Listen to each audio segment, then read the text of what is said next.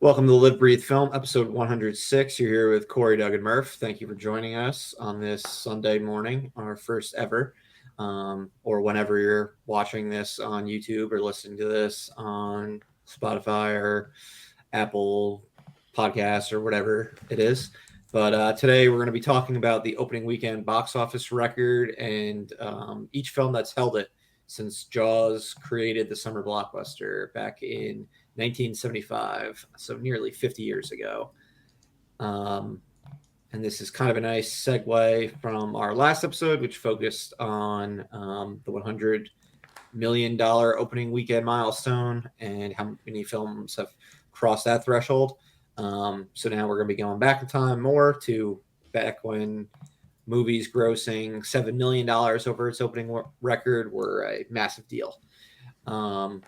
So let's jump right into it.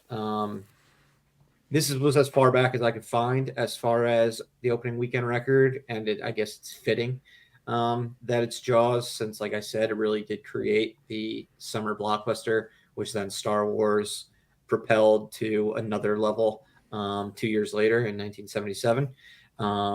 But like I said, we're hitting that 50-year mark for Jaws, and it is the summer. So, in 1975, Jaws, directed by Steven Spielberg, grossed a whopping $7 million and 61,000.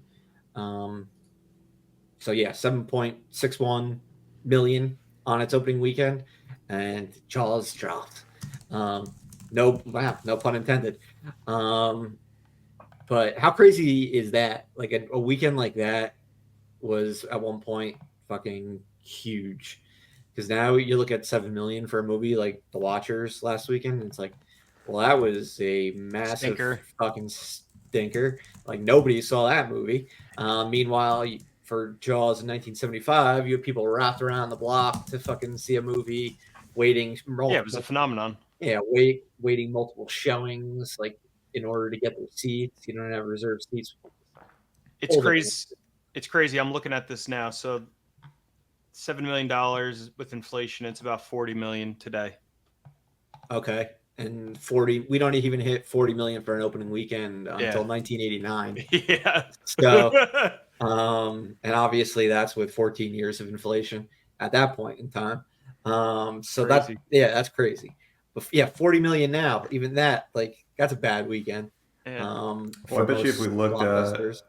the number of theaters in 1975 versus now, there's probably a huge difference. Oh, Matt, great point. Huge. The amount of theaters and the way they rolled out movies was completely different back then. Like they would like go on like kind of like road shows and like play in certain regions before like going fully wide. Like we're going to talk about in 1977, like despite Star Wars being like, if Jaws really kicked off the summer blockbuster, Star Wars took it to a completely another level. Star Wars didn't break the opening weekend record in 1977 because it opened in such a small fashion. Empire Strikes Back didn't either in 1980, which kind of blew my mind when I was compiling this list or pulling it from Wikipedia. I wasn't exactly compiling shit, but Yeah, I know. I was actually looking for T2. I was surprised that T2 wasn't yeah, on. no, and we can definitely talk about some ones that surprise us like as we go along. But there are surprises on here for sure. Um, but yeah, But so you're gonna say, no, I mean we're at the point where obviously none of us would have been able to see these movies in theaters, yes, unfortunately. we Um, saw some we did see Re-release. Jaws re-release on its opening weekend, which was a much more subdued under like $2 million weekend. But yeah, we're not able to see the first 15 or so movies on this list. Maybe it's a little bit less. Um, but yeah, it's so what you're gonna say. I was just gonna say, I mean, Jaws obviously was a iconic movie. I mean, I think all of us really enjoy the movie. Oh yeah, I know Murph, it's like one of your favorite movies yep, yeah. ever. At But the, I mean, at the top of my just Spielberg list, and just it's one of those few movies where you can kind of do like the like just kind of hum the like but and like people instantly know like what you're thinking of Yeah. when people are going into the ocean. You know, they're thinking about that movie. Like it just kind of had such a cultural impact. Yeah, It's kind and of crazy. it's not gonna be the only like book adaptation that we see on this list. It had the Peter Benchley book that came out prior, and that definitely helped it going into its release. But 3 years later, we would see the record broken by Jaws 2 with 9.86 million. So a nearly $3 million increase. Spielberg did not return, but a bunch of the cast members did. Um, and yeah, I guess you would say this was probably the first big franchise sequel outside of the Bond movies. Um, I mean, you had The Godfather Part Two, which kind of like legitimized sequels, if Bond already didn't do it itself. But this was like one of the first of its kind of like the blockbuster variety, um, where it's not standalone adventures, but it's continuing a lot of characters from the previous film. Um, and clearly had made an impact, despite the director not returning or anything like that. Um, but yeah, it's a decent summer blockbuster, but it's certainly a downgrade from the original, but still way better than Jaws 3 and 4 would end up being, both financially and quality wise. Um, but here's where things get interesting. Uh, Later in 1978, while Star Wars did not break the record in 1977, its re-release in 1978, because this is a point in time where you can re-release a movie the following year. It did break the record with over $10 million, with $10.1 million. So it squeaked by Jaws 2. So it is fitting that Star Wars did eventually make the list, even if it wasn't on its initial opening weekend, but a re-release. Which is And kind of crazy.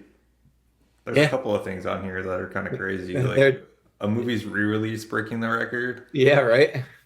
but the actual release of the movie not is kind of You bizarre. never see that nowadays.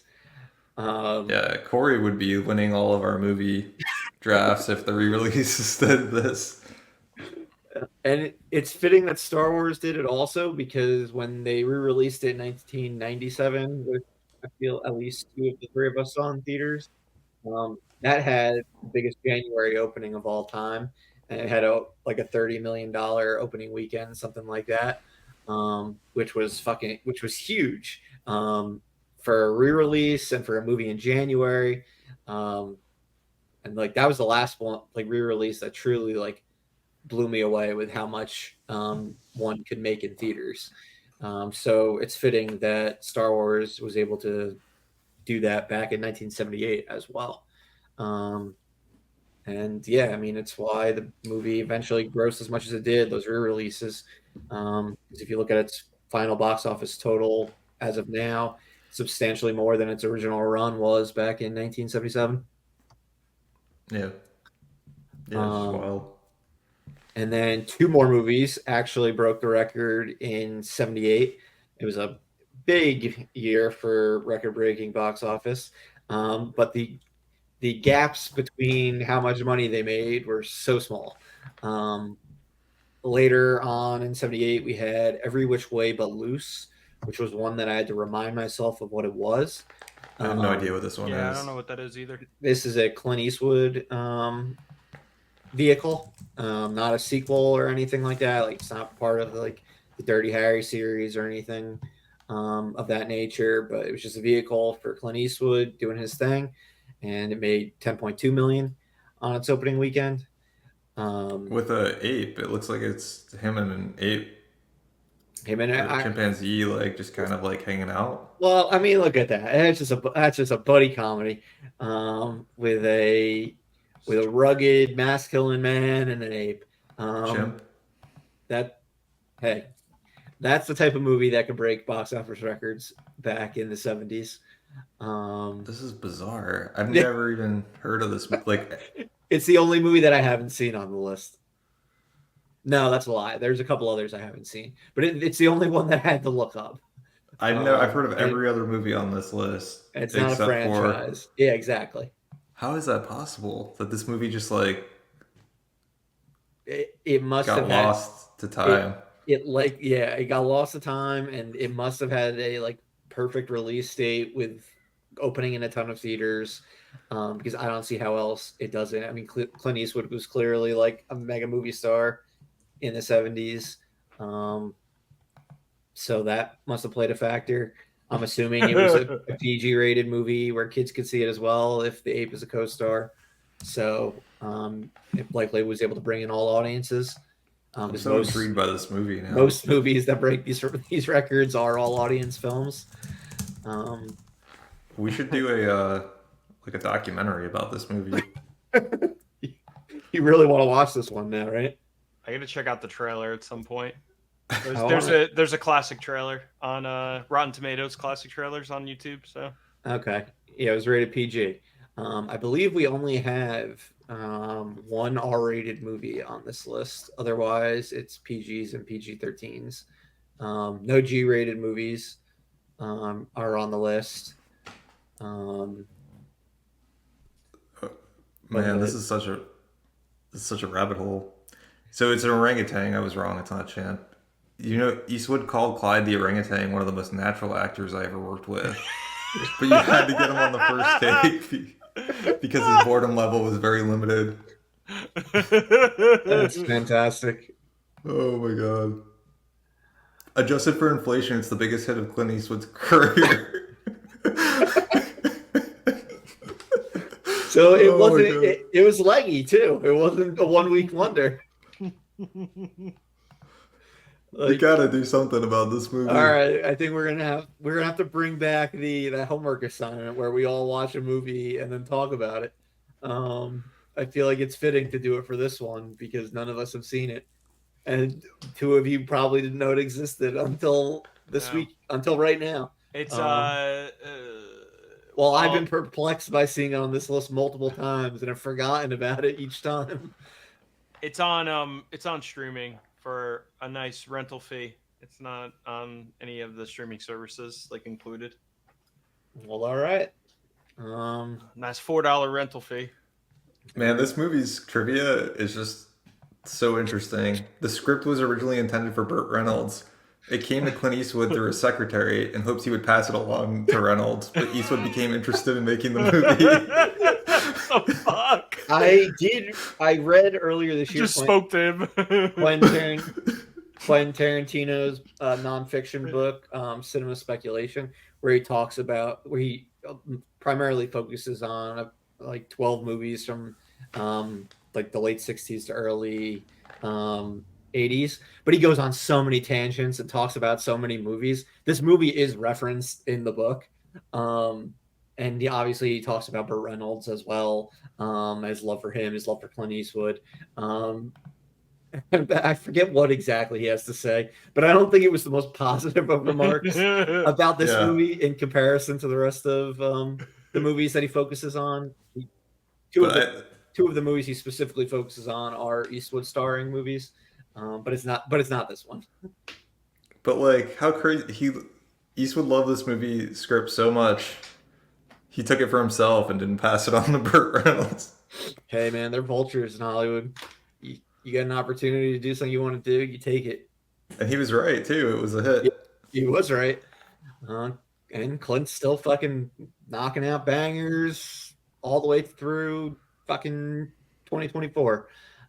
Latest film will be coming out later this year, Juror Number 2. Which he's not starring in, but he's directing. So go Clint in your 90s. All right, well, it's decided we're gonna watch the movie. I'm gonna do some research. All right, you're gonna spearhead this effort, Doug, for us, and we're gonna do a deep dive into this movie because I'm already fascinated. And we do have to eventually do a watch party and Blown Away at some point. Yeah, It's been like 5+ years, and we got to do that at some point. So we should probably do that for the podcast as well. Yeah. All right, the final film of 1978, and this is interesting because it's the only movie to not do it on its opening weekend. Yes, we talked about Star Wars, which was a re-release, but this was an original run, and this was Superman. Christopher Reeve. It broke the record on its third weekend. So, I mean, anyone who says superhero movies like only got big in the last like 2 decades or whatever, you can go all the way back to 1978 and see Superman did it, where it made 10.3 million on its third weekend. So in 1978, you went from 9.8 million to 10.1 million to 10.2 million to 10.3 million, 4 times the record broken. And yeah, there's a lot of superhero movies on this list, and this is just the first one. But obviously, none of us saw this in theaters, because none of us were alive in 1978. It actually played fairly recently, this past weekend, at this old movie house by us, Corey, where we saw Psycho. They've had Superman playing for $1. That's That's awesome. cool. Yeah, but yeah, we'll see if any future Superman movies can make it onto this list. We got was Superman Legacy retitled to just Superman recently? Yeah, they retitled it. It was, right? Yeah. So we got James Gunn's Superman coming out in 2025. So it'll be the exact same title as the original 1978 film. We'll see how that performs next summer. Yeah. But yeah, I mean, that was this and the Star Wars re-release I thought were the most interesting, just because, like you said, the third week, you just like don't see that. Exactly. Yeah, we don't see it any more times on this list. Everything is opening weekends. No more re-releases or anything like that. I wonder why. If it was just like word of mouth, or it goes back to the Probably- old release strategy. Probably a mixture of both. People went to the movies to see a man who could fly back then. I mean, it looks quaint now, but at the time it was something special. I mean, you got that soaring John Williams score, to mention him again, another classic. God, how many scores on this list did he compose? Oh my god. It's crazy. We've already covered. We've Did already- he compose Jaws too? I mean, if he didn't, they pulled his I mean, theme. Yeah. It steals pulls his his score, music. yeah. I want to So say Jaws 2, Star Wars, Superman. yeah, he did do the music for Jaws too. Okay. So yeah, horror films so far for John Williams. Did he do every which way but loose also? I thought about looking just. I have it open.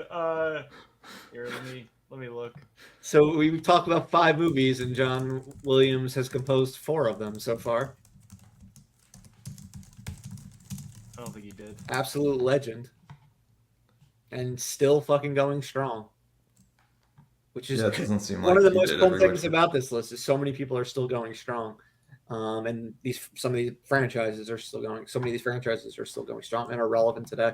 Mm-hmm. All right, so John Williams did not score every which way but loose. Okay. No, missed opportunity. All right. Well, let's hit our last movie of the 70s. We'll pivot from Star Wars to Star Trek. This was back when Star Trek could break records. Yeah, this was huge. So you had Star Trek: The Motion Picture, grossed 11.9 million on its opening weekend, so just missed out on 12 million. So it's close to 2 million more than what the record was prior to that, which Superman had. I've never actually seen any of the classic Star Trek movies. They're good. The first Star Trek movie I saw was with the both in theaters and at all was with the Next Generation crew, Star Trek First Contact. I didn't even see Star Trek Generations, so I didn't see Shatner interact with Patrick Stewart. Yeah, the only time I've seen anyone from the original was Leonard Nimoy in the J.J. Abrams Star Trek movies. I mean, it's so sorry. Star Trek: The Motion Picture's okay. Okay. I think the second movie, Wrath of Khan, you should 100% see. It's definitely one Yeah. of like the best And they movie. did it a lot better than Star Trek Into Darkness, their version of Khan. Oh yeah, Oh, a a million thousand times times better. better. Okay. It's Um, so good. all right. I'll have to add that to my list. I know Star Trek is a series like infamously known for its even number movies being better than their odd number movies. So it started right off the gate with 1 and 2. From my understanding, Star Trek the Motion Picture kind of very much felt like continuation of the TV show, while Star Trek 2 kind of like went more epic in scope, and while they brought back a character like a villain of the week with Khan from the TV show, they kind of like went more big budget and blockbustery with the second one. And it's just like it's got so many themes that are it's just elevated Star Trek. Like Okay. it's just got so many themes. Like it's about like Captain Kirk growing old.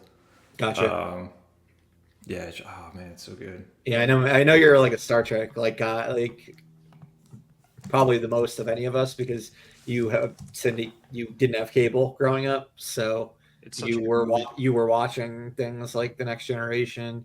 Did you watch the original Star Trek with any family members, like older family members? Just no more Next Generation. Okay. Um, but I think is you don't have to like Star Trek to like Wrath of Khan. It's Okay. like it's a it's just a really good movie. All right. All right, let's move on to move on from the 70s to the 80s, and we'll pivot right back from Star Trek to Superman again. Which, let me confirm, is it a John Williams score? Should be. It is not. But at Obviously, least it's his score. obviously they kept his theme, but it is not. The music was not composed by John Williams. He was a little busy in 1980 with The Empire Strikes Back, and he'd be working on Raiders of the Lost Ark for 1981. So he had his hands full. But this is Superman is the second franchise to have two films on to break the record after Jaws. It had opened with 14.1 million. So this was a pretty, it was another a little over 2 million jump from Star Trek the Motion Picture. The first time a movie ever jumped 2 million other than Jaws and Jaws 2. All the other jumps were less than 2 million. But Superman 2 is one I've never seen. It's on my watch list to see sometime before next Another summer. good one. Sometime before next summer. I've seen Superman Returns, which kind of picks up the storyline from Superman 2, when Bryan Singer retconned Superman 3 and 4, which I've also never seen. But I've heard Superman 2. I've heard great things about that one. And I mean, they were filmed back to back, Superman and Superman 2. So it's not a real surprise that the quality is still there, even if they let go of Richard Donner during filming, and then we would eventually get the Donner cut in the 2000s. But this is the final Superman movie we will see on the list. Maybe. So yeah, Man of Steel wasn't able to do it. Spoiler alert: Superman Returns wasn't able to do it. Neither were Superman 3 or 4. But maybe James Gunn's movie or a sequel to that could eventually make the list. Anyone have anything else to say about Superman? No, I don't remember this movie if I've seen it, so I'm kind of in the same boat on this one. I do remember what was the Superman where he was like bad? For what you had like Bizarro Superman. Yeah, I think I've seen that one, and it's really terrible. Yeah. Yeah, before we watched Superman in the past, I don't know, 5 or 10 years, I couldn't remember which one I had seen as a kid, 1 or 2, but it was 1 because I had remembered him like flying around the Earth to reverse time, and that was in the first movie. So I'm pretty sure I've never seen 2. I've just seen Zod in the opening scene of Superman, like Terrence Stamp Zod and crew. Clearly, I've seen Michael Shannon Zod. I've seen him more at this point in time between The Flash and Man of Steel. But all right, we're going right back and forth between series now. We're moving back to in 1982, we're going to Star Trek II: The Wrath of Khan, which we just talked about a decent amount, but that grossed 14.3 million, so only 200,000 more than Superman 2. The jumps are Um, starting to get bigger now too. Well, for the they most part. they they hit big in the next movie we're going to talk about, but yeah, Star Trek 2. You guys have already praised this one, and said this is the one to watch. With this new from my dad. Um, so looks like I'm going to need to watch every which way but loose and Superman 2 and Star Trek 2: The Wrath of Khan. But yeah, third Yeah, print Wrath of Khan's kind of like the Dark Knight of of the Star Trek. Yeah, it's a Gotcha. good comparison. Yeah, and this makes Star Trek the third series to have 2 entries on the list after Jaws and Superman. Now, as we were just alluding to, let's move to 1983 and see a massive jump. Now we finally have a traditional opening weekend for a Star Wars film, and Return of the Jedi blows away the record with a $23 million opening weekend. You heard me correctly, a $23 million opening record. Absolutely massive in 1983. So yeah, I mean, Star Wars did it with a re-release in 1978, the first film, but Empire Strikes Back didn't break the record, Kind of weird, right? which is definitely weird. But Return of the Jedi slaughters the record. That Superman or that Star Trek 2, The Wrath of Khan just did the previous year and really showed just how much bigger, like on an opening weekend basis, how much bigger Star Wars was than Star Trek. I mean, if you looked at it, the numbers prior, but just based on opening weekends, you'd think that it was like that Star Trek was a bigger franchise than Star Wars. But that is then clearly disputed with Return of the Jedi. And based on the way Star Wars movies are released, they are not on the list as often as you would expect on this list. But this isn't the last entry of the series that we'll see on it. But really, like if they didn't have so many like Wednesday openers and Thursday openers and slow rollouts, they would be crushing it with the amount of films that made this list. But the way they went about things, they aren't. They don't. So yeah, Return of the Jedi, another film before our time, but one that I caught on its second weekend during its re-release back in 1997. Corey, I imagine you saw it on its opening weekend of the re-release back in 1997. Mm-hmm. This was the only one I missed out on at the re-release's opening weekend. All right. Then after that, we move on to 1984, and George Lucas continues his run. Steven Spielberg continued their run with Indiana Jones and the Temple of Doom. This had a $25.3 million opening weekend. So 2 John Williams scores back to back with Return of the Jedi and Temple of Doom. So he's just continuing his run of dominance.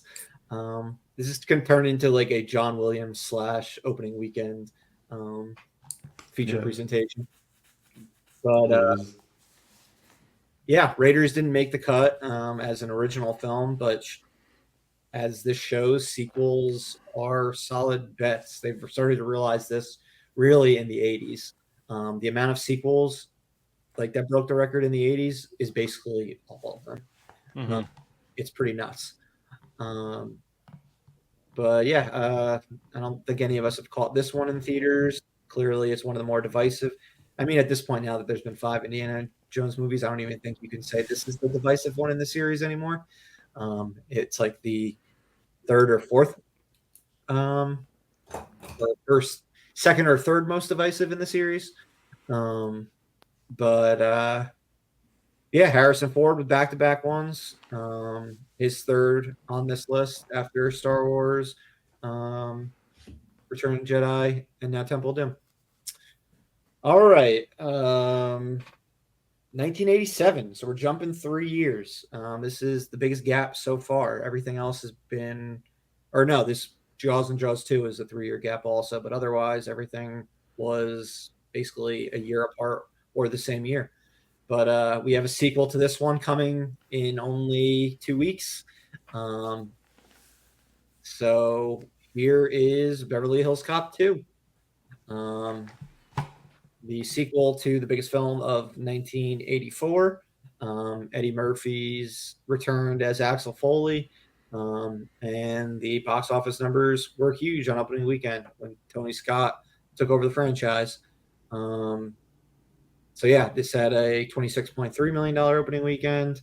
Unfortunately, none of us are going to be able to watch Beverly Hills Cop Axel F in theaters because Netflix is going exclusively on their platform on July 3rd this summer worldwide.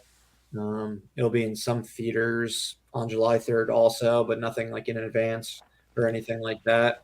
But I mean, it's probably going to be like at the Paris theater that Netflix owns. Haven't heard of it playing anywhere else other than that. But they'll put in whatever they need to in order to be eligible for awards. Otherwise, the only way you can watch it is through streaming. That's a bummer because I would have liked to see the new one in theaters. Any of you got anything you'd like to add about the Beverly Hills Cop franchise? Doug, I know you just watched the first one for maybe your first time ever. You weren't positive. I watched half of it. I haven't finished it yet. All right. Well, we'll get back to it. We'll talk about Beverly I Hills noticed they it's kind of reminds me a little bit almost of like Top Gun and just how much they use the music. Well, wait till you watch Beverly Hills Cop 2 because it's the same director as Top Gun. Yeah. Every time it's like they really squeeze that like the music out of every time like he does anything, it's like gonna play the music. Yep. Yeah, and I mean they're both Jerry Bruckheimer, Don Simpson produced films, Top Gun and Beverly Hills Cop. So, yeah, And I always think of they got their money's worth with that music. I always think of that Family Guy episode where they make fun of Back to the Future, where he goes back in time and he's got to like stop Lois or make sure that he meets Lois at like some dance. Okay. In the past, and he's like, oh, I gotta get to the dance, and then he like stops at like some sort of like club or whatever, and they're playing like that music, and he's just like kind of dancing to it. And the cartoon that Beverly Hills Cop makes me think of is Clerks, the animated series, with Axel, with them putting the bananas in the tailpipes and just doing the Eddie Murphy laugh that he has in that series that he doesn't really use in other movies. Yeah, it's. Did I cut off some of your Family Guy? Was that not the end of the story? No, I mean you get the gist. If you guys haven't seen that episode, you should though. It's pretty funny. That sounds. They like you could tell they love Back to the Future. Okay. So they do a really good job of like kind of making fun of it through like the family, and it's old Family Guy, so it's back when like Family Guy, in my opinion, was good. Gotcha. All right, yeah, I'd probably appreciate that then. All right, let's jump 2 years now to 1989. This is one of my favorite areas of box office records to talk about because the record was broken 3 times in a month. It was just, I mean, this is really where opening weekends took it to another level, especially with the third movie that we're going to talk about. So in May 1989, we're going back to the Indiana Jones series with Indiana Jones and the Last Crusade. It had a $29.3 million opening. So Indy's second appearance on the list. I don't think we probably have much more to say about Indy at this point. We were too young to see this movie on opening weekend.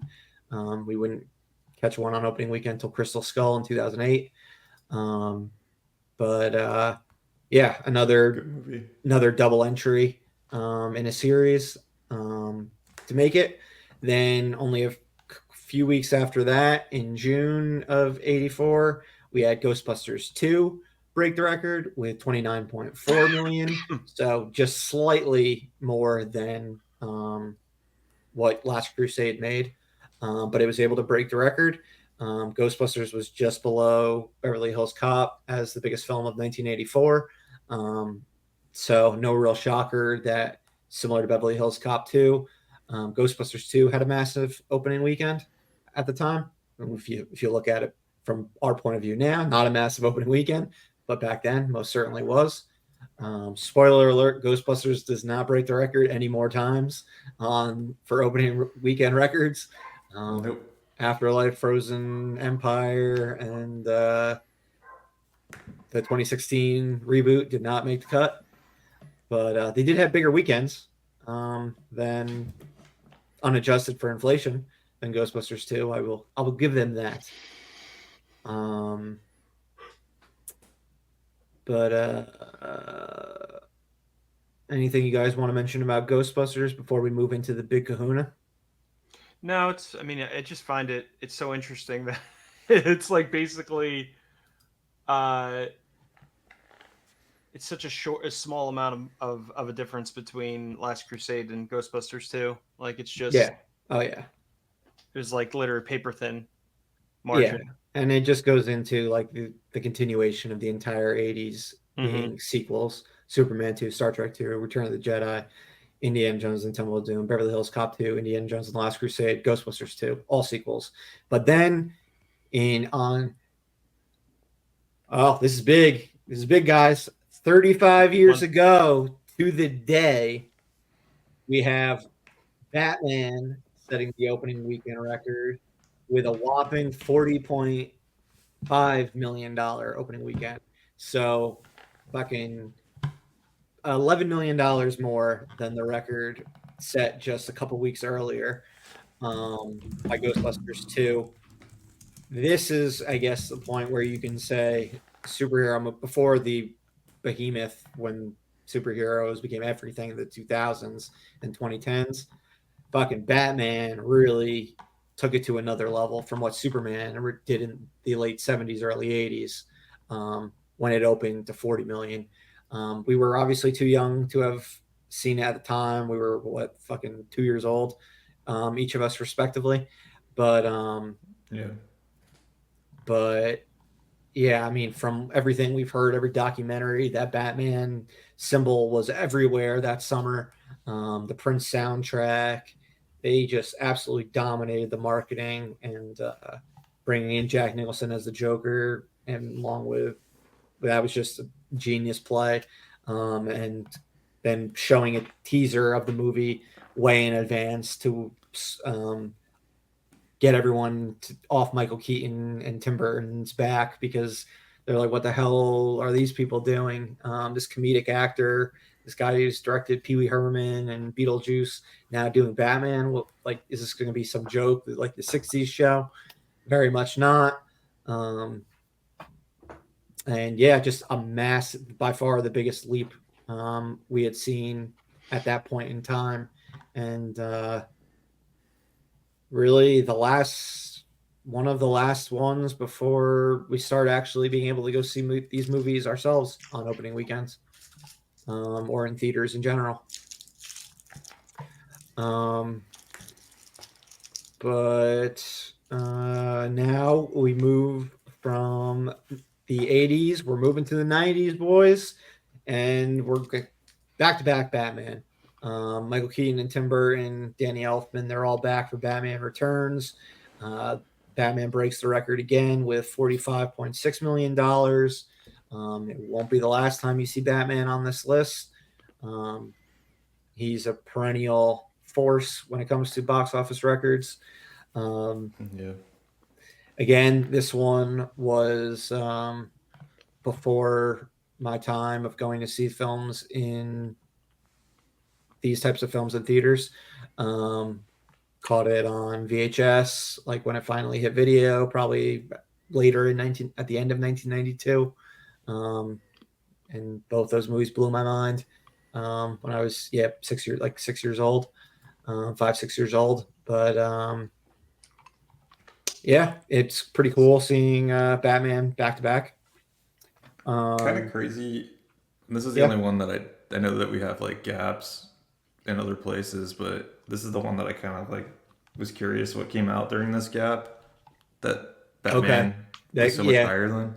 Good point. Yeah, Because Terminator 2 yeah, is this is the only one obviously- other than Jaws that so far, right? Yeah, Jaws and Jaws 2 was similar 3-year gap. Yeah, this one With kind of caught nothing my in eye just between. because I was like, why isn't T2 on this list? What I T2 guess was it it didn't- to? Like 20 something million? Maybe. I But thought that it had a movie just bigger seemed opening. so big to me. Me too. But The R rating probably hurt it. yes. It opened to 31.7 million. So, I mean, that's bigger than anything else but Batman in 1991 But you just when have it like came out. you have so many big movies that came out during this period too. Like Goodfellas came out, Pretty Woman, Kindergarten Cop, Yeah, Home Alone, you have the Disney Renaissance really kicking off, Beauty and the Beast, and Beauty and the Beast, Aladdin, or Hunt for Red Aladdin. October, Ghost, Aladdin Godfather was Part late. 3. Aladdin was later in the year that Batman Returns came out, but it didn't break the record that Batman Returns broke or anything like that. But yeah, a lot of big movies, but nothing was able to topple wild. Batman. It kind of shows you how much like Batman was a huge jump from Ghostbusters too. Oh yeah, It kind of shows you, or at least what I kind of took from it is like that was much higher than any movie like basically continued to be until it followed itself up.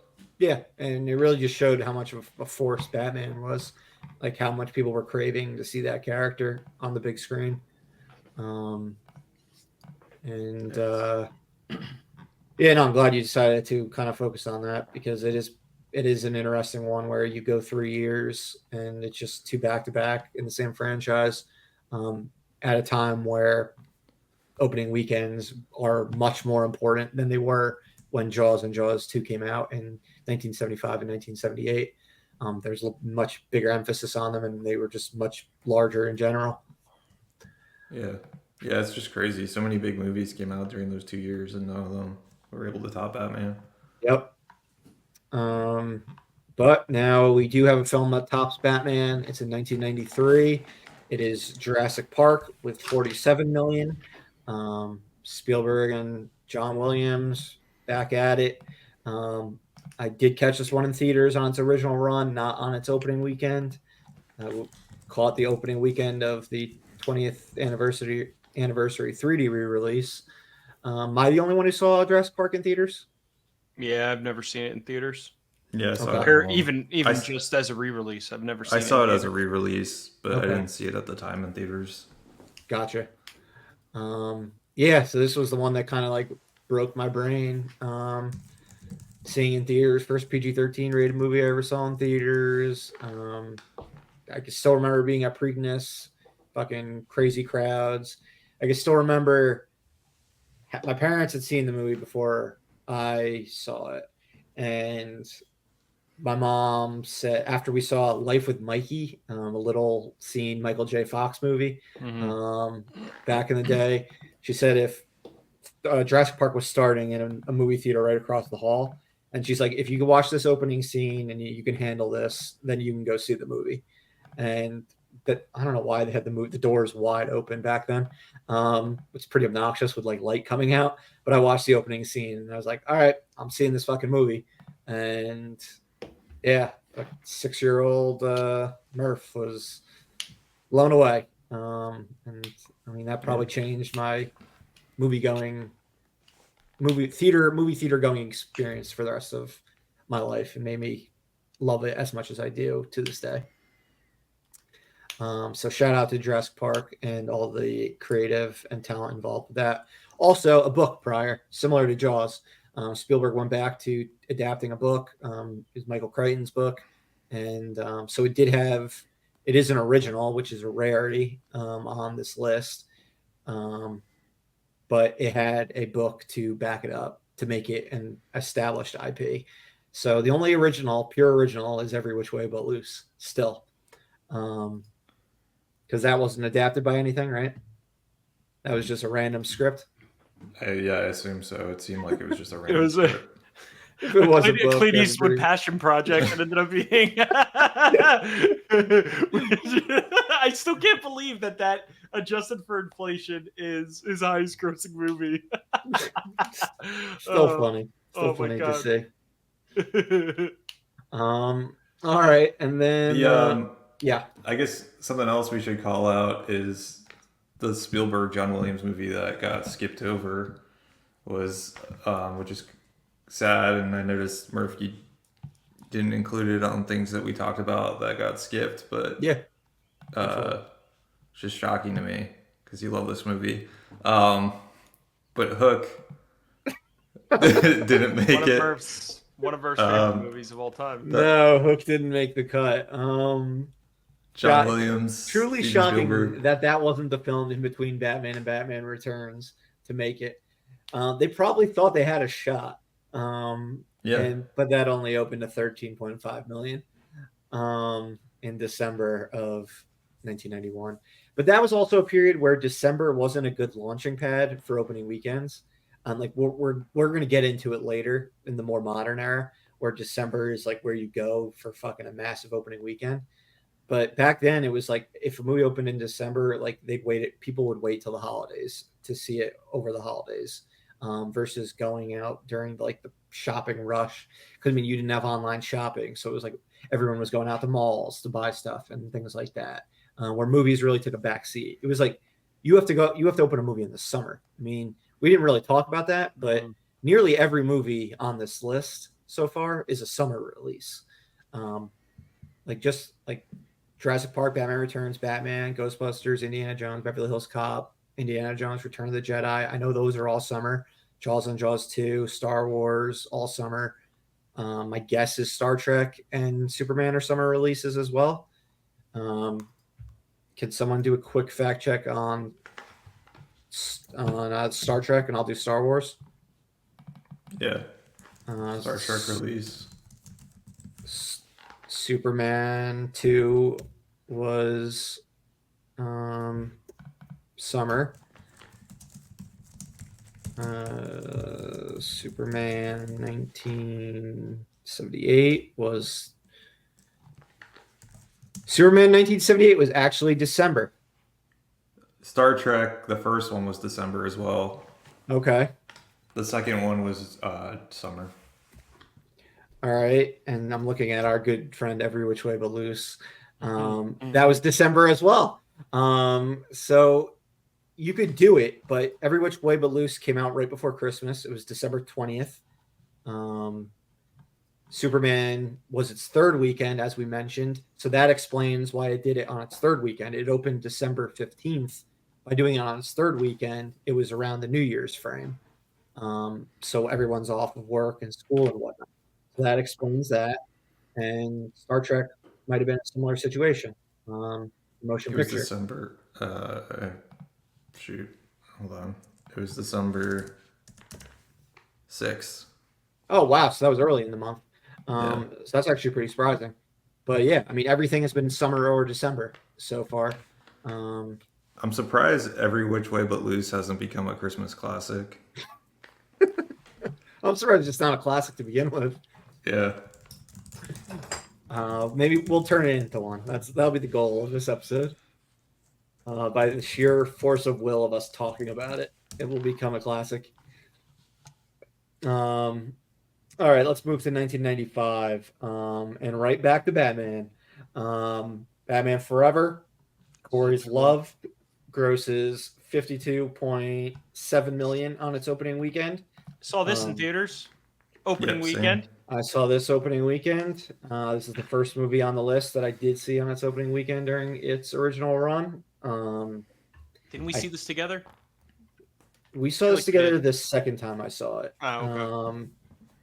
I don't know if we I saw it twice on its opening weekend. I want to say I didn't.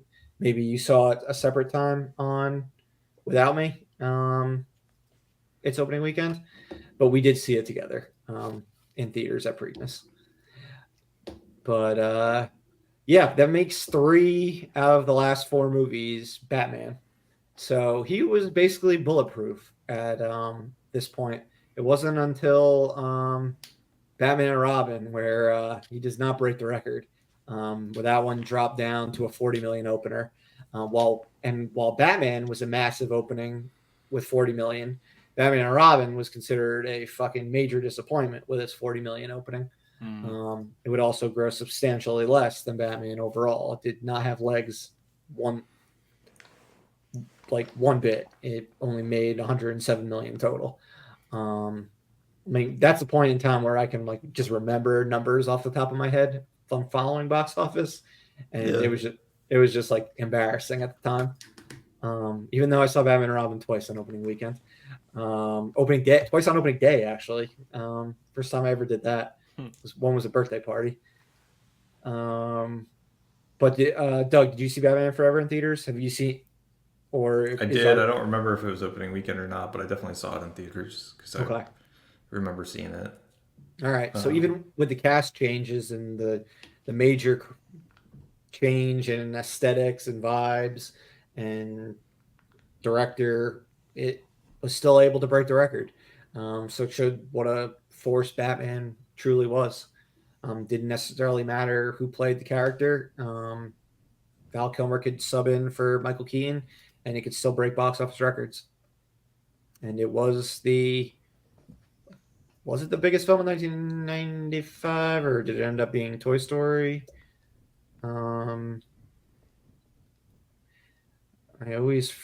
Those two I always forget. 1995. It was Batman Forever. Nope, it's Toy Story once you adjust when its box office rolls over into 1996. But second biggest movie of 1995. I think Forever is where I probably once I see like going just down the list, I think this is the start of me seeing every one of these movies in theaters. Yeah, probably just as a product of I'm at the right age at this point. Mm-hmm. This is the point where Batman Forever is the start of me seeing every movie on opening weekend. But so yeah, that makes sense that it's at the point where you're seeing all of them in theaters as well. But yeah, this was a rebuttal to Batman Returns and parents freaking out over the violence of that movie and the grossness and sexual innuendos that went childlike. And it worked for one movie at least before they went overboard with Batman and Robin. And let's pivot to our final movie of 1997. It's another, we're flip-flopping again. We go from Batman Returns to Jurassic Park to Batman Forever to the Lost World Jurassic Park. This is one of our massive leaps. This is a $72.1 million opening weekend, so nearly $20 million more than Batman Forever. So this is the biggest jump that we have seen ever at this point in time in an opening weekend. It was just absolutely nuts to see at the time. Not surprising because of the success of Jurassic Park and just how popular, just how much people love seeing dinosaurs like look so realistic on the big screen, that the follow-up to Jurassic Park would be able to pull in these numbers. But yeah, our boys Spielberg and John Williams on the list once more. Did you guys catch this opening weekend? Lost World, I did, yeah. I remember seeing it with my brother and my dad, I think. Okay, yeah, I saw this one for a birthday party, which was a common thing in the 90s. Birthday parties were going to see movies. Yeah, this was one of them. I remember my dad having to go down to the theater and stand online like well in advance to actually snag tickets for the showtime. Oh yeah. It was the start of that era. Yeah, so he was like I don't know why he ended up going down there beforehand, who tipped him off, but I guess like someone tipped him off, and like that there was a line and that tickets were going to be sold out like well in advance. Gotcha. Okay. And would you guys say this is the first time where you can look at an opening weekend and be like, that's a strong opening weekend. Like most movies, like you would consider $72 million a very solid opening weekend. I mean, obviously we Yeah. talked about the $100 million benchmark in our last episode, but I still look at a $70 million opening weekend as really good for most movies. Disappointing for some um, when the expectations are super high, And the but budget is just and When the did that budget movie? is super What high. year? What year did that movie come out? Lost World's in '97. 97. I'm fiddling with this inflation calculator because it's Oh, very okay. interesting. Yeah, so that's about $140 million today. Okay, which wouldn't be done. That would still be the top grossing opening weekend in 2007, um, based on what the movie was at that point that broke that number. One that made over 140 its opening weekend. So yeah, that's pretty solid. And yeah, '90s all sequels, or well, with the exception of Jurassic Park, which was an adaptation of a book. But yeah, the same franchises just dominated the '90s. Um, so let's now move into the 21st century. In 2001, we have another adaptation of a book. We have Harry Potter and the Sorcerer's Stone. Um, so this is the longest gap, right, of anything so far. 4 years. I think so, It was yeah. 4.5 years between Lost World and Harry Potter and the Sorcerer's Stone, which made $90.2 million on its opening weekend. Um, and I mean, you want to talk about big movies that opened in the meantime? You had Star Wars Episode One open in the meantime. Yep. That didn't break the record because that opened on a Wednesday, if I'm not mistaken. Um, you had Titanic come out, which was the biggest movie of all time, but that was just a leggy movie. It only Yeah. opened to like 29 million, something like that, It was in theaters 20 for like something 6 million. months. Yeah, exactly like it was still in the top 10 in the summer, and it came out in December. What's Um, interesting to point out there is that you James Cameron has a lot of top big movies, and he doesn't have a single movie on this list. that is crazy. Like as far as opening weekends are concerned. Yeah, like his movies, I guess, Are they leggy as fuck? they're it's more leggy than anything. But he doesn't take the opening weekend once. Yeah, I mean, you don't have Way of Water, you don't have Avatar, you don't have Titanic, T2. So many of these massive movies that are either like the biggest of all time or like the biggest of the year they came out. Yeah, That yeah. is Like I pretty, think of him as the that is crazy. like a blockbuster king, and he's not on here, which is kind of Yeah, crazy, just weird. yeah. I mean, he's the overall like box office king, or will be, but after the next Avatar movie comes out, like officially. But Spielberg is certainly the opening weekend king. Um, so yeah, that's pretty nuts. But yeah, there were some other like there were some big movies. 2000 or 2001 was kind of when you started to see a lot of big movies like Planet of the Apes, the Tim Burton remake, nearly broke Lost World's record. It was like a couple million shy. Um, but 2001 was kind of like the kickoff leading into 2002 when that we topped that 100 million milestone, and that becomes the norm. So yeah, Harry Potter was the last to do it with sub 100 million. Um, this one I call it opening weekend. Like I said, I've caught them all. Saw this one. Corey, I believe I saw this one with you and my brother, if I'm not mistaken. I did not read the books, but the hype was high, so had to check it out. Would end up loving the series. Would end up reading the books. Um, Doug, did you catch this one in theaters? I did. I just don't remember if it was opening weekend or not. Definitely Okay. saw it in theaters. Um, this is a John Williams score, right? This is a John First Williams. one. Thank you for bringing that up. So he's back. Yep. Johnny Boy is back in the driver's seat.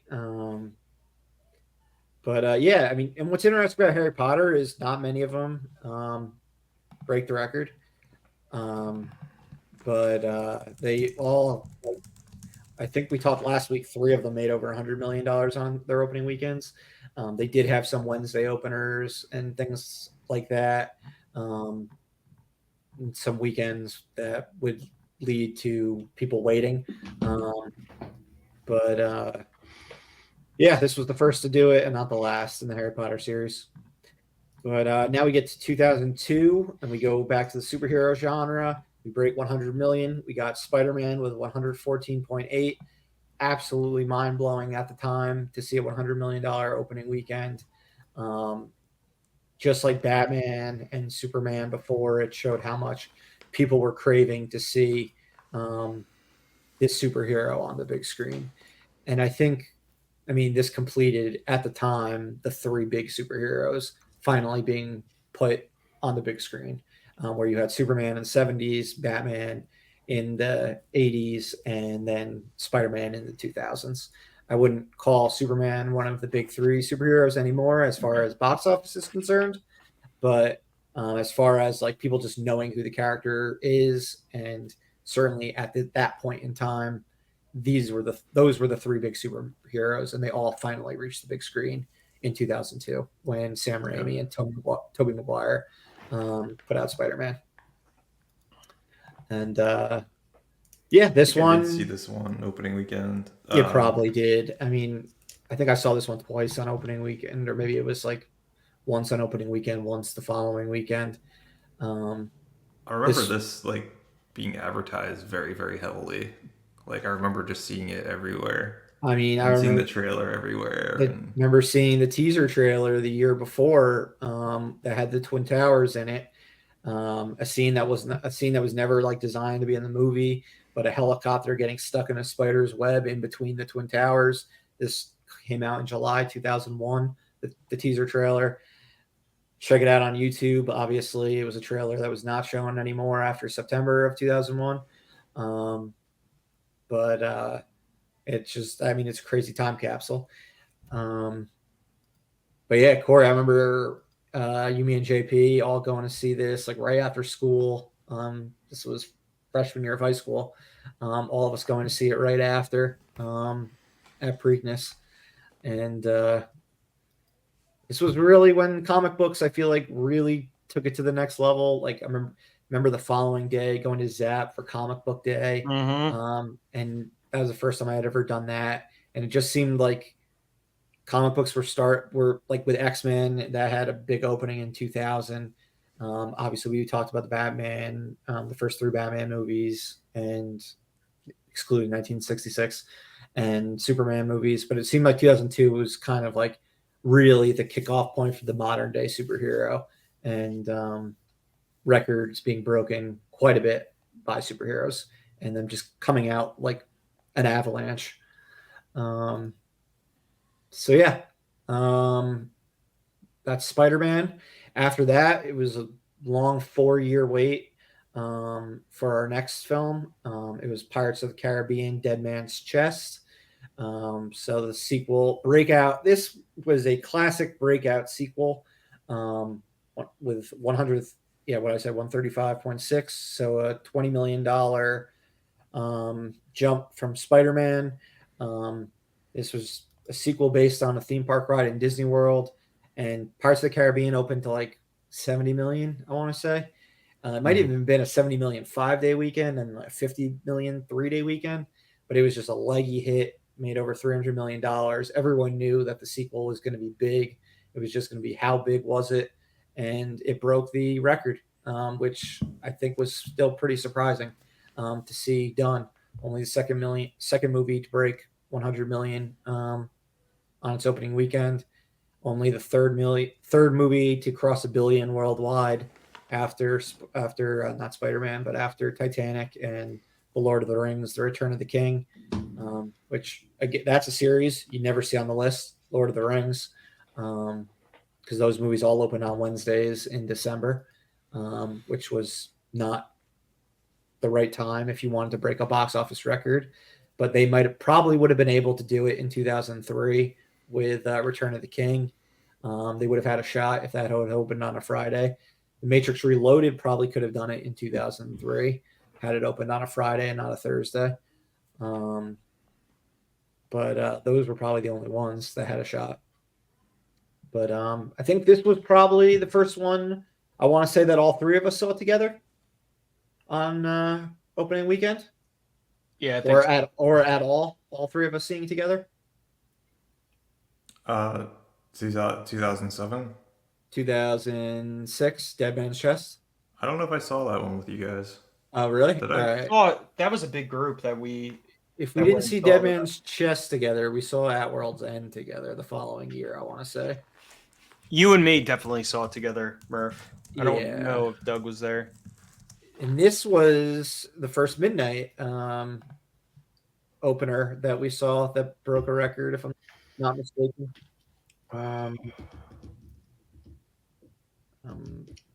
2006.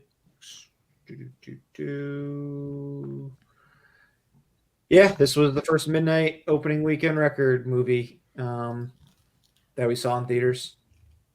But Doug, you don't remember, so maybe you weren't there. No, I don't remember. I might have just seen this one without you guys. Okay. Maybe we saw At World's End together in theaters the following year. Yeah, I think we only saw one of the Okay. pirate movies, or I only Yeah. saw one of the Pirates movies with you guys. And that one didn't break the record. Yeah, it had a Thursday opening, and I think they probably knew it wasn't going to break the record. So I went with the Thursday opening to be safe. But let's move on to 2007. This one I do know all three of us did see together in theaters again at midnight. We have Spider-Man 3.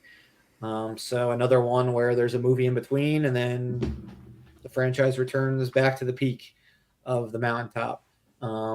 Again, huge milestone. It crossed 150 million on its opening weekend, 151.1. So that was wild to see at the time. It's funny that Spider-Man 2, which is the best in the trilogy, doesn't break the record. That's because it opened midweek on a holiday weekend over the July 4th holiday. I think it was like a June 30th opening, if I'm not mistaken. So it had like a nice week run. Certainly would have, I imagine, would have broken the record had it open on the weekend. The hype for this movie was just nuts. Oh, the hype for Spider-Man 3 was huge. I mean, everyone thought it was going to be such a badass movie. Yeah. And it ended up being very campy. Well, based on the trailers, remember those trailers? They were epic. Oh, yeah. It ended up, I did a fucking speech in college in my speech class about why, if there was one movie you should see that summer, it should be Spider-Man 3. The amount of people that likely disappointed based on my passionate speech. Oh my god. Do you happen to have that speech anywhere? I don't think I do. Oh my god, that would have been amazing. But yeah, I gave it the spring semester of 2007. Like later in the semester, so like shortly before the movie came out. I remember people in the crowd being like, "Oh yeah, I'm hyped for that movie! Like, yeah, it's gonna be sick." And yeah, it was one of those ones where you walked out kind of disappointed, similar to The Lost World. They sold us on something and delivered something very, very different. Yeah, unfortunately. So that was the end of the Tobey Maguire era. Well, you should try to find that speech. I should try to find it. We could. That would be hilarious. I'd love to hear it. Yeah, I did. That speech in retrospect didn't go over very well. It was the biggest movie, though. Biggest movie of the year, biggest opening weekend of all time at that point. So, I mean, in the zeitgeist, it was the movie to see that summer. But no. It should have been the following year, and I could have talked about, in 2008, I could have talked about the record-breaking movie. I could have talked about The Dark Knight. Yeah. That would have been the more appropriate movie had it only been 1 year later. So we're in 2008. we have Batman back at the top with The Dark Knight. It makes 158.4 million. My lord, was the hype high for this movie from the moment the teaser trailer came out. And it was the announcement trailer the year before, where you finally heard Heath Ledger speak. Then the trailer in December, and the IMAX prologue with I Am Legend, all focusing on Heath Ledger's performance. Then, unfortunately, Heath's passing in January of 2008. Then just the ramp up to the marketing. I mean, it was what we didn't get to see in 1989 all over again, where it was just everything with fucking the Batman logo, the new Batman logo, and the Joker smile was just everywhere in the summer of 2008. And yes, Corey, it was leggy as hell.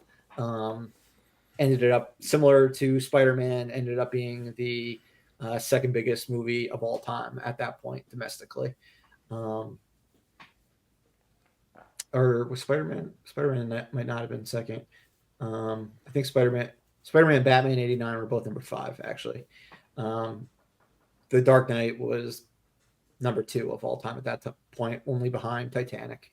So an absolute fucking smash.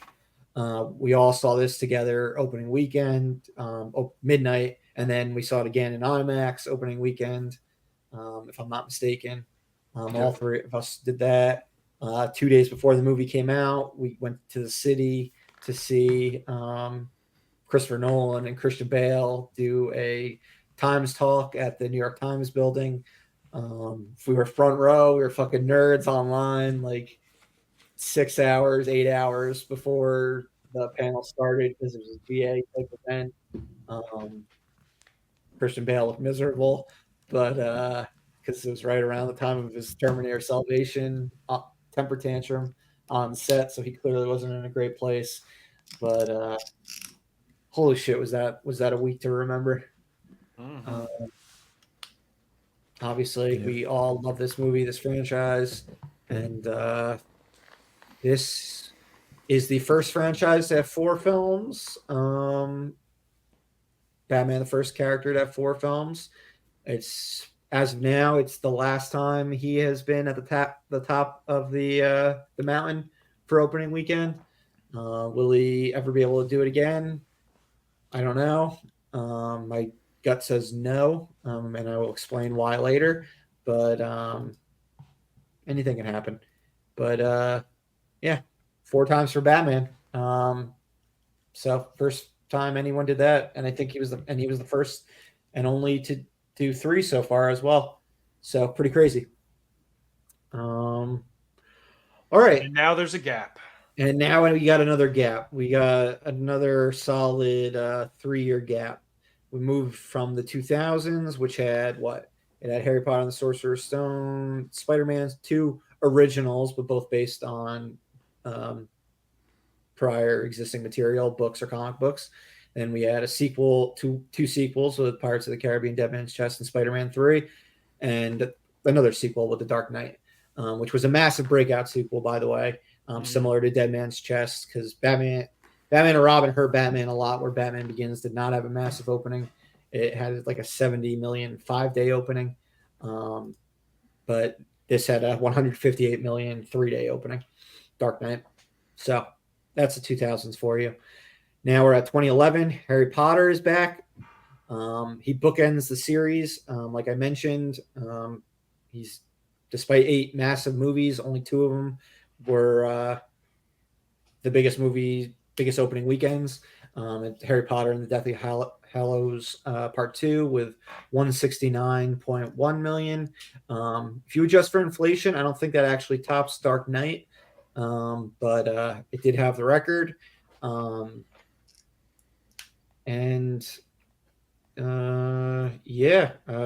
Like we said, 3 Harry Potter movies in our last episode topped 100 million. Goblet of Fire was the other one. It's kind of interesting how it's like the first movie, the 4th movie, and the 8th movie are the only ones, so they were kind of spread out. It's the ones that crossed 100, and it's like, I guess, kind of poetic that the first and last movie are the ones that broke the opening weekend record.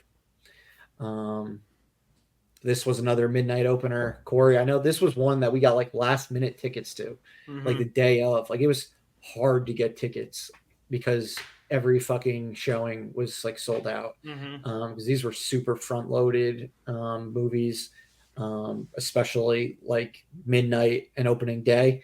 Like Harry Potter movies were, the Twilight movies were, like all those YA books were very front loaded on opening weekends. But yeah, Doug, you probably caught this in. You were probably up Florida. here, or you were down in I think Florida it for was- this one I this think summer? so. Okay, I think I saw it with Julia. this would have been July of 2011, so this would have been right after law school for you. So yeah, that makes sense. That you were still down in Florida and saw with Julia. So that was Dark Knight was, I guess, the last one the three of us all saw together on opening weekend, Yeah. Yeah. or at all. Probably. Yep. Yeah. Damn. All right. So now Harry Potter we've talked about. The following year, only 1 year later, another massive jump, a milestone that I once thought would be impossible to ever see. The Avengers broke the $200 million mark with $207.4 million. That was just utterly insane to see something like that happen. After having witnessed something break 100 million 10 years earlier with Spider-Man, then seeing something break 200 million, just nuts. The last midnight movie we would be seeing on opening, like like where something opened on midnight at midnight, and broke the record, because only 2 months later the shooting in Aurora happened at Dark Knight Rises.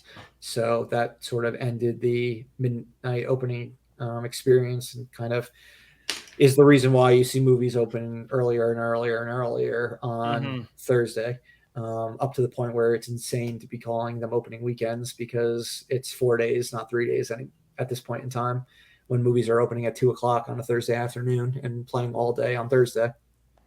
But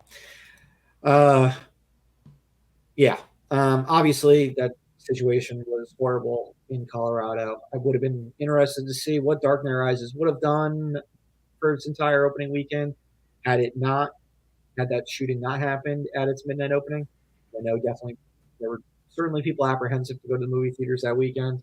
I know we saw it a bunch of times that weekend, and every single time people were like, "Should we be doing this? Like, you guys feel safe going?" And but we were ultimately fucking Batman fans that risked our lives. But yeah, back to the Avengers. Doug, you I guess saw this down in Florida. Yep. Opening weekend. And yeah, I mean, this Very was hyped for this movie.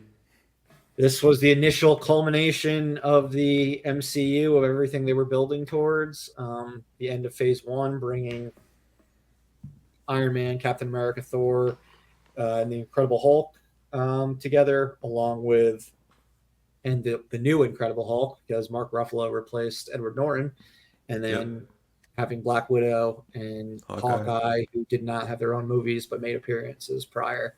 All 6 of them teaming up, working with Nick Fury. So it set up what it culminated in what the post-credit scene for Iron Man had set up in 2008, which was the Avengers Initiative, and yeah, everyone was hyped to see it. So that is the $200 million milestone being broken. This one is funny because we talked about those little squeakers earlier where movies just broke it by like the smallest margin. In 2015, the Jurassic franchise made it back to the top. Jurassic World with $208.8 million. So only 1.4 million above the Avengers. If you adjust 3 years of inflation, the Avengers obviously had a bigger opening. But yeah, we're now also firmly in the 3D era. I was just going to say I didn't mention that. I should have mentioned that in 2011. That's when we got to the 3D era. So that pushed that above Dark Knight. And the Avengers certainly had 3D and IMAX being a much bigger deal. IMAX starting to become a big deal with the Dark Knight. So ticket prices have jumped. People are going for the premium experiences at this point, which also plays a part in these movies making so much more money. And again, just circling back to Dark Knight Rises, I would have been interested to see what that made in comparison to the Avengers, because Dark Knight Rises wasn't released in 3D while the Avengers was. And Dark Knight Rises ended up with like, what did that make? 160, a little over 160 million its opening weekend. So it made more than Dark Knight, but it wasn't anything to like write home about or anything like that. Like it didn't even top Harry Potter and the Deathly Hallows Part 2. Clearly. Well, not clearly, because he opened 2 months after the Avengers, which blew away Harry Potter's record. I think there were also more premium theaters around in 2012, especially in 2015 with yeah. World. By 2015, a shit ton more. Yeah. This is post Avatar. While obviously it didn't break the opening record, for anyone wondering, it only had like a $77 million opening record or something like that. But it legged out to be the biggest movie of all time. It made over 700 million. Yeah, way more premium theaters. Even though movie ticket sales were going down, movie ticket prices were going up, and the experience of those the experience to pay more was so much better than prior, that people were focused on seeing movies in these premium formats around this time. But yeah, Jurassic, that makes it its third time on the chart. So I believe at this point it's only Batman and Jurassic that did it 3 times. Batman 4, like we had said. But yeah, that I remember being a shocking opening at the time. I did not see this one coming, topping the Avengers. But again, it just goes to show how much people loved the original Jurassic Park and how much people love seeing dinosaurs on the big screen. Love dinosaurs. Yeah. And then we only have 3 more movies to talk about, but Jurassic World only held the record for like 6 months. In December of 2015, Star Wars The Force Awakens blew away the opening record again, with 247.9. So it just went shy of 250 million, which again blew my mind. Wasn't surprised that this one broke the record. Knew it was going to happen after Jurassic World did it, because the hype was so goddamn high for the return of Han Solo, Princess Leia, Luke Skywalker, a direct sequel to Return of the Jedi. And this got a true like 3-day opening weekend. Well, it also had the Thursday previews similar to Jurassic World, which definitely helps. But yeah, this one was just insane to see. And this was when December was like, all right, release a movie here if you want to go for the all-time record at the box office, because we're going to have absolutely massive legs after having an absolutely massive opening weekend.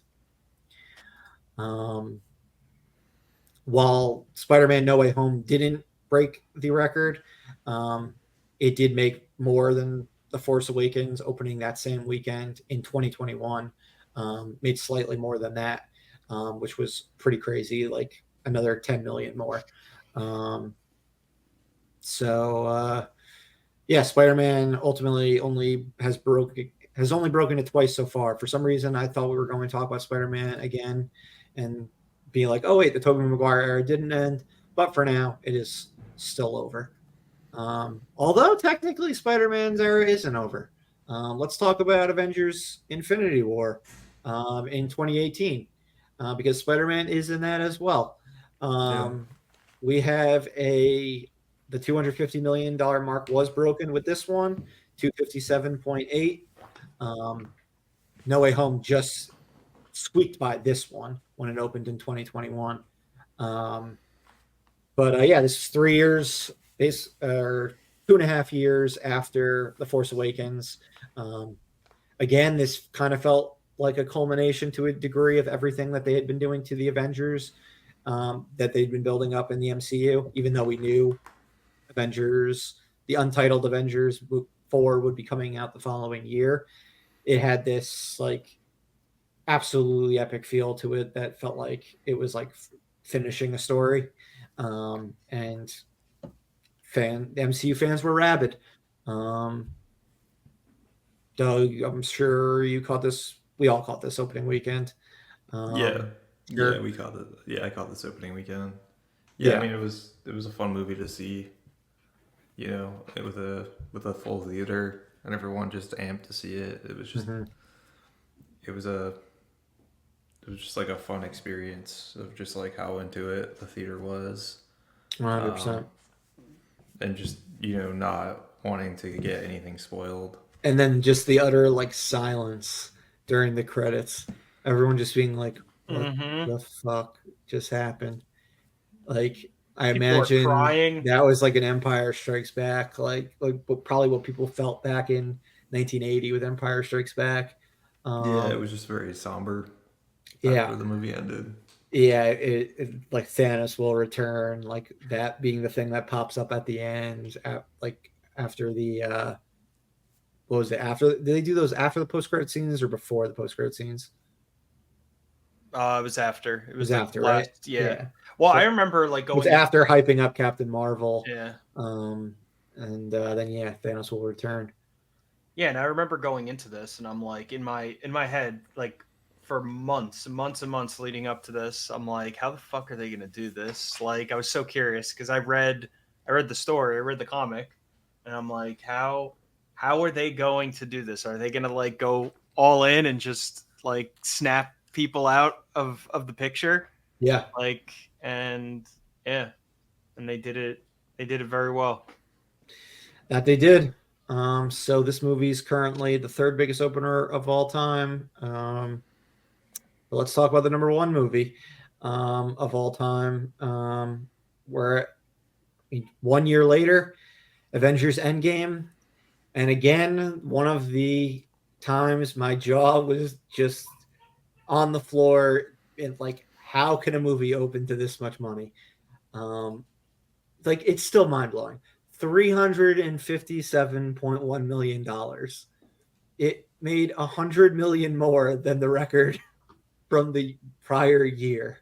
So, and what's even crazier, adjusted for inflation, this is $438 million. Holy shit. Think about that.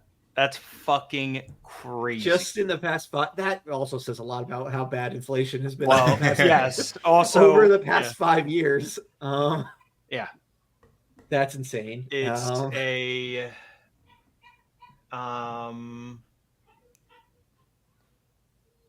it's almost like a 4% increase in inflation. Yeah. Never have I had a movie experience like this. You mentioned rowdy crowds for Infinity War. Endgame was by far the rowdiest crowd I have ever been a part of, and I was a massive part of that. I was fucking going insane from the moment it got to Cap getting Mjolnir. From that point on, it was just like nuts. Then it was just like tailor made to see on a big screen. Like they knew, Doug, you've talked about this before. They knew when the crowds were going to be making noise. Yeah. And like when you watch them on video or like on streaming or whatever, there's the pauses like after like a big moment to let the crowds freak out and get their composure before like the next moving on. Like before moving on. Yep. Just it was like a roller coaster. That's how it was. Yeah.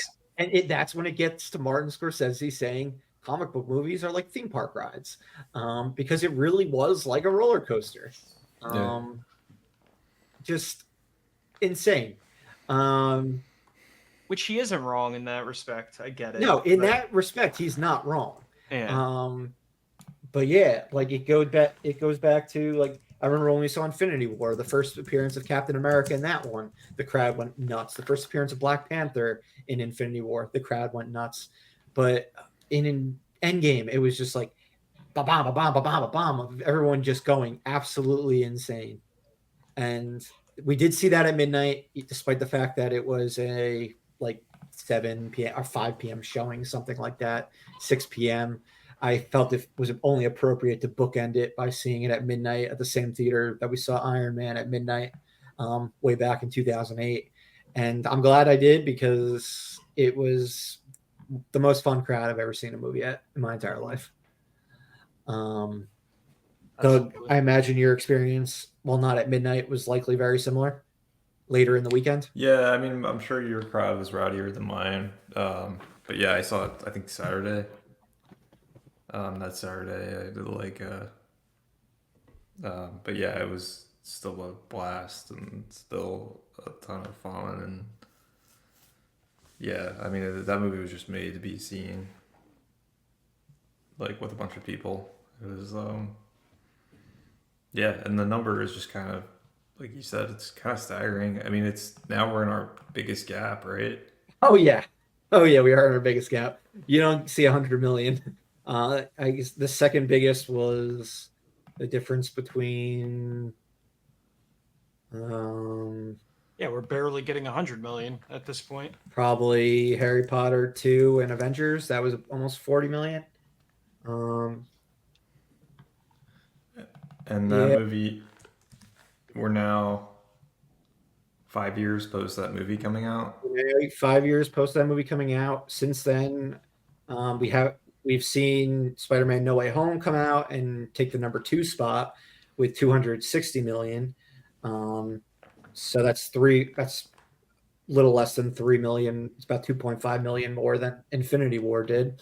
Um, It could be a while before that Endgame gets broken. I don't think we're ever going to see it be broken.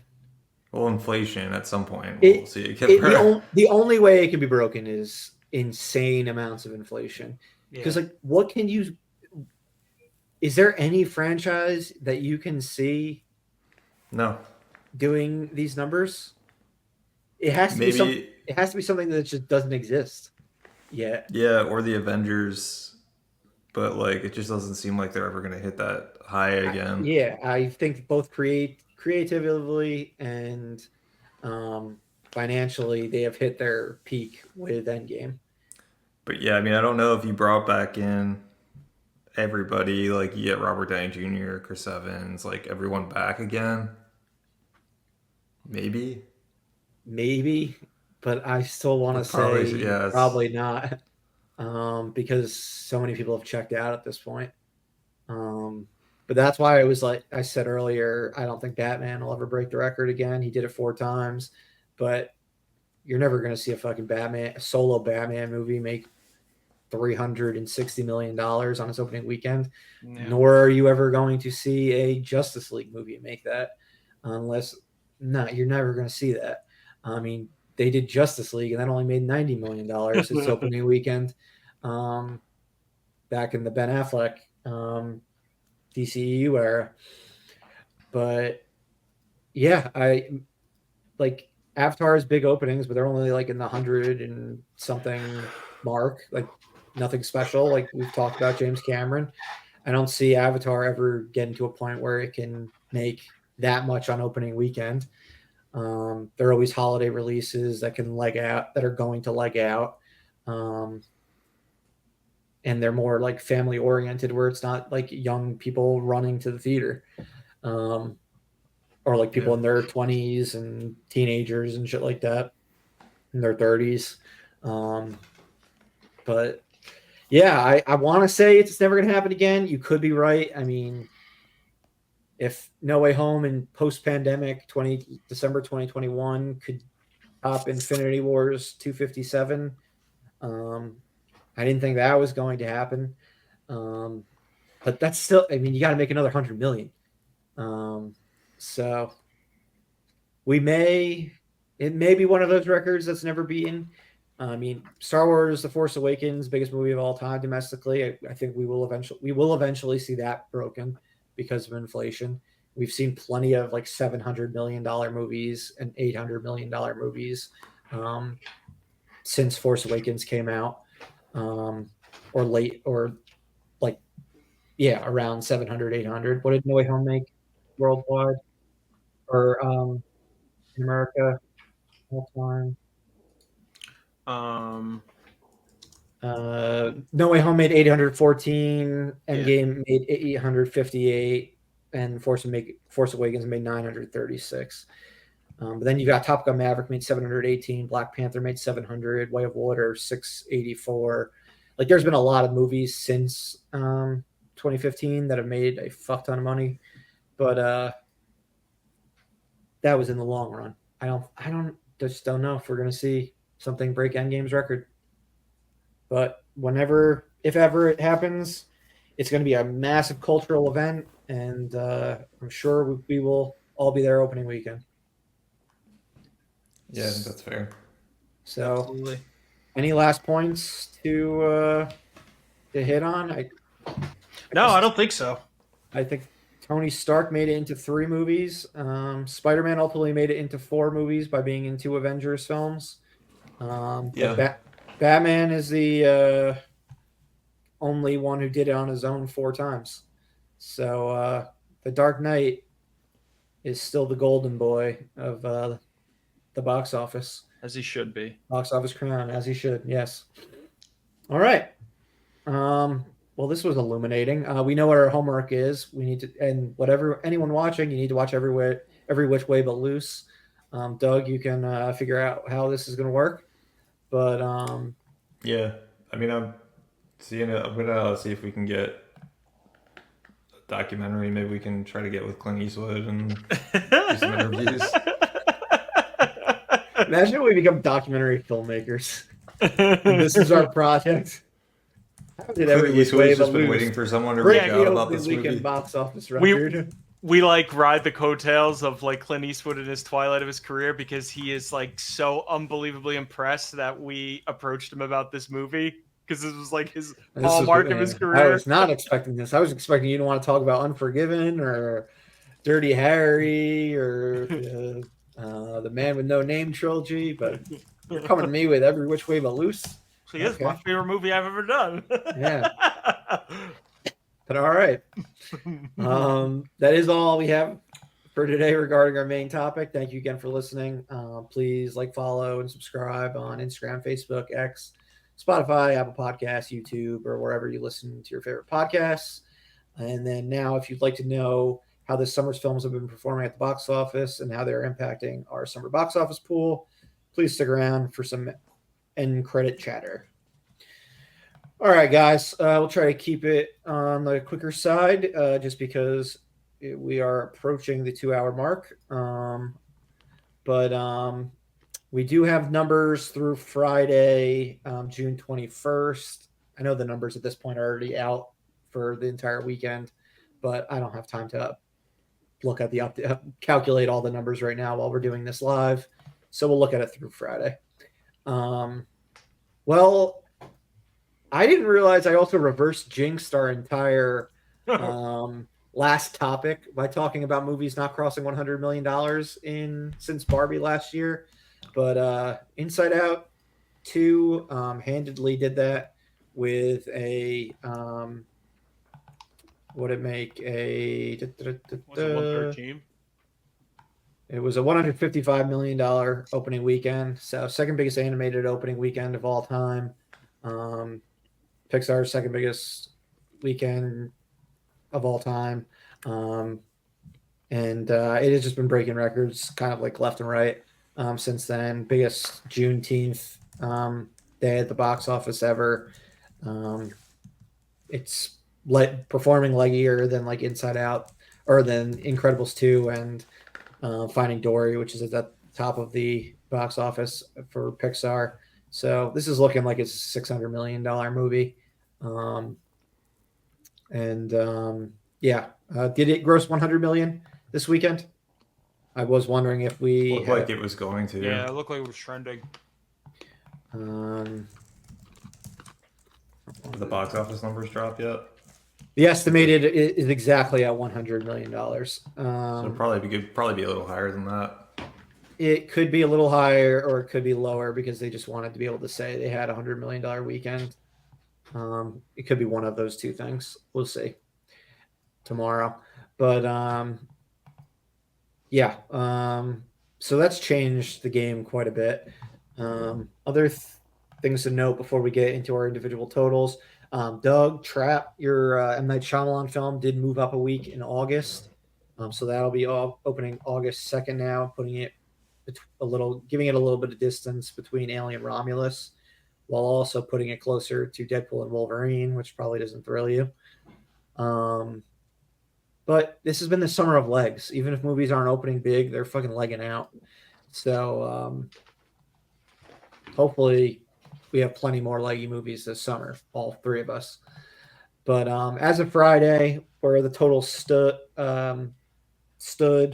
uh, Corey and I flip flopped. Corey is now third with 202 million, based on his runs so far for The Fall Guy, Star Wars Episode 1, Strangers Chapter 1, and Furiosa.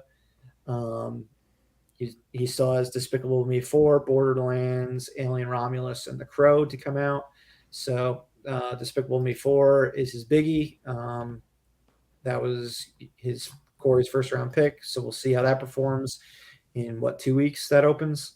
I don't think Inside Out 2 will be really competing with it. They're kind of different audiences to a degree.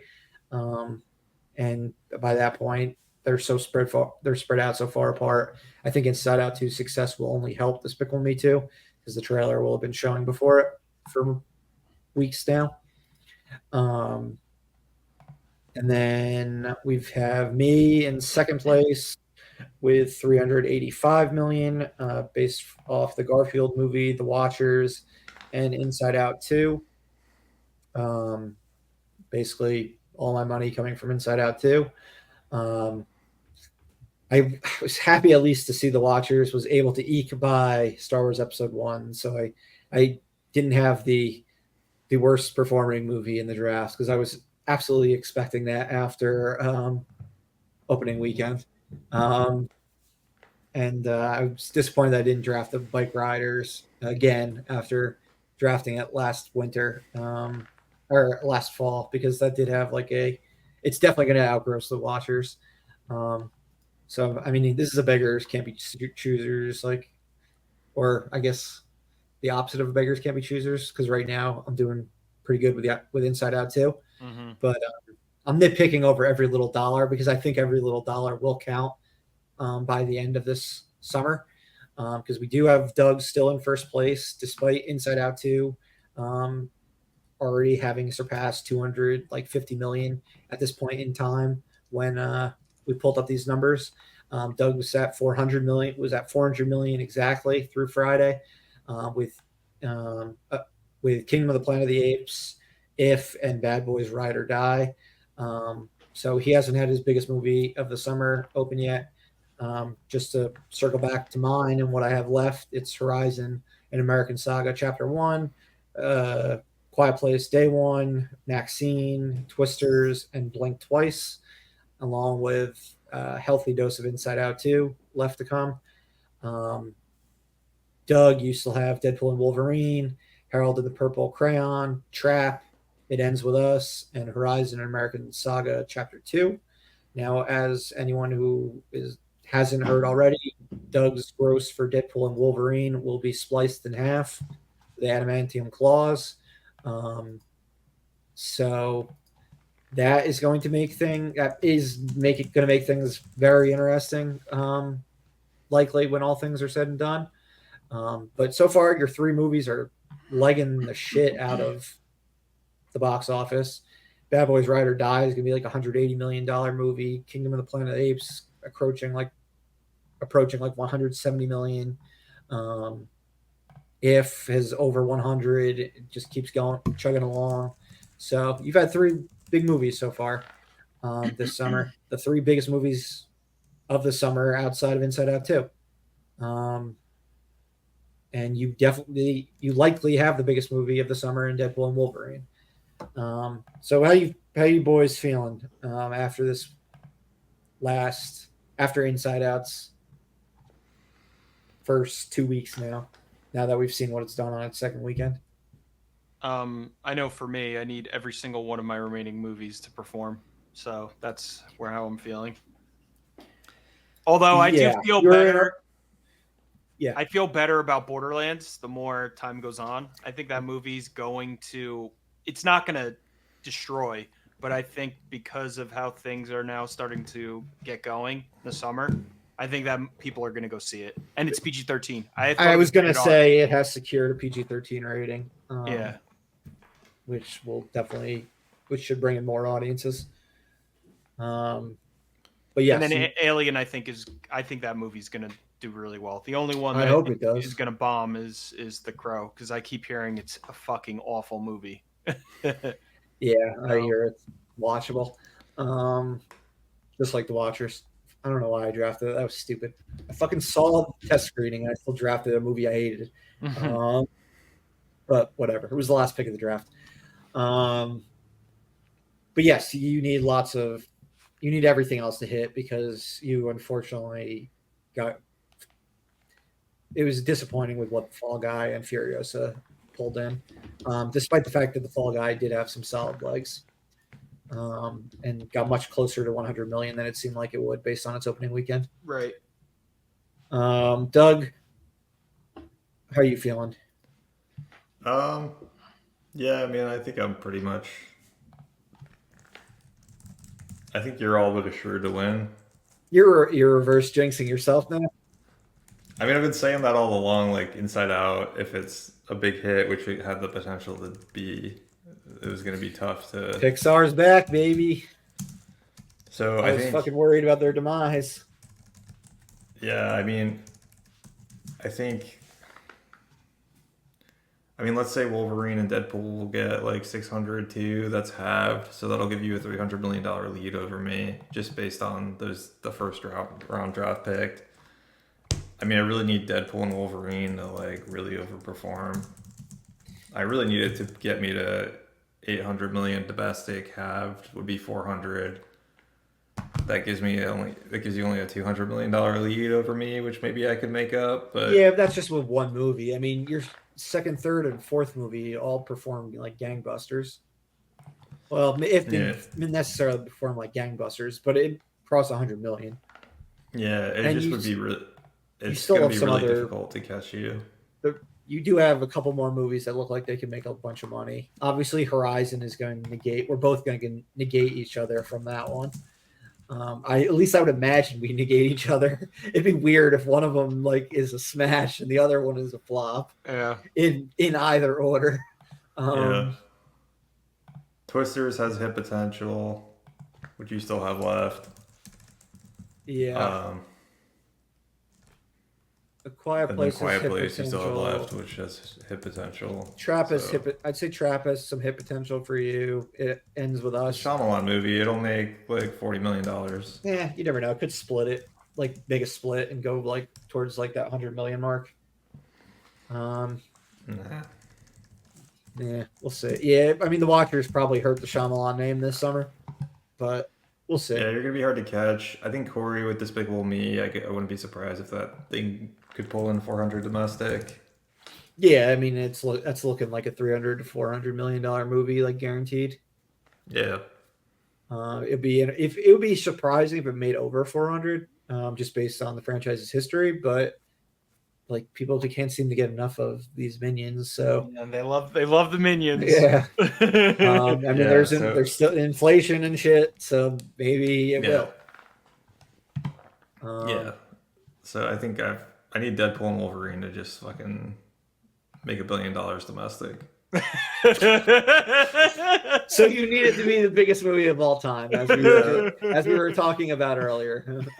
It's Star Wars and it's like 950 million. But even halved, like that would still give you $100 million lead if your Inside Out makes. Again, that's just one movie though. Right. But like Garfield didn't make $100 million. The Watchers, Maxine, Horizon, Blink Twice combined isn't going to make $100 million. I'm really just relying on Inside Out 2 and hoping that Twisters and A Quiet Place Day 1 do well.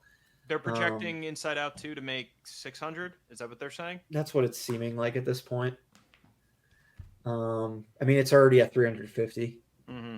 after Yeah, two I mean, after it two could go weekends, higher and than it just 600. came off a $100 million second weekend.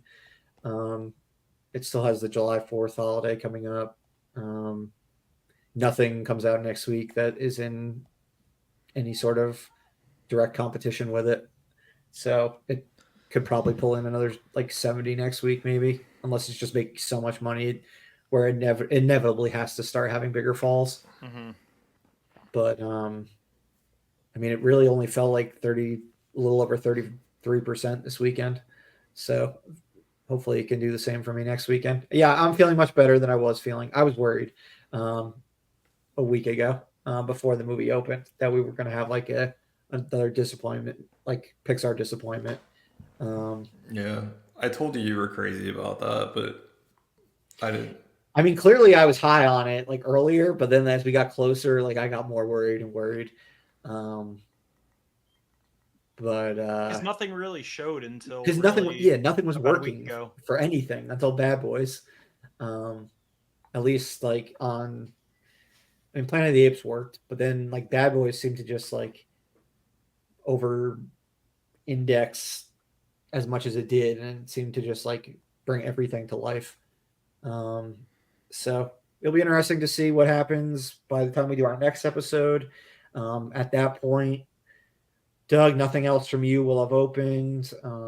For me, by the time we do our next episode, I imagine Horizon, A Quiet Place, and Maxine will all have opened, and we'll have a couple more weeks of Inside Out to talk about. Corey, you will have had Despicable Me 4 open by the time we have our next one. So, yeah, we're going to really have a good idea of where I'm ending up um, at our next episode, with the exception being Twisters being an unknown with what that will end up doing. But yeah, it seems like the month of once we hit mid July, it's really just going to be watching you guys and how much you need to gross in order to top me. So Yep. Gonna be interesting. you'll see. I'm trying to break the 5 fucking season losing streak that I've been on. I think it's been 5, or maybe it's been 4. It's been a lot. Yeah, I'm getting flashbacks to the Mario year where I like drafted well and it didn't matter because Mario just like fucking crushed. Yeah, that was my first loss. So yeah, Corey won 2 in a row, and then you won 2 in a row, right? Does that sound right? Yeah. Okay, so I'm hoping I can finally take the crown again, but we'll see. Anything else, guys? No. All right. Then as always, this has been Corey, Doug, and Murph at Live Breathe Film. We'll see you again next time, film fans. Bye.